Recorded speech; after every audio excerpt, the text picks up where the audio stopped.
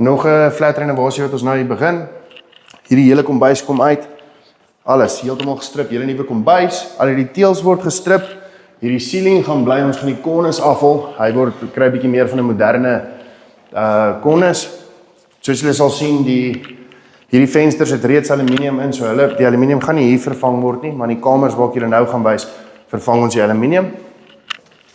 Ekskuus, hierdie mure ook geskuur, mooi geprep. Dan gaan ons hulle Rhinolite en oor verf. Alles hierso, al die teëls uit. Hierdie kas word oorgedoen. Hierdie mat word geruk. Hierdie kaste uit. Hier's nou 'n houtframe vensters. Hier kom aluminium in.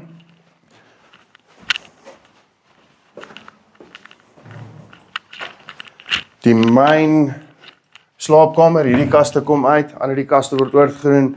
Mat word geruk, ook hierso geteel. Hier's 'n venstertjie, daar's 'n venstertjie. Hulle word ook aluminium vensters en dan as ook hierdie mure word granulate en geverf.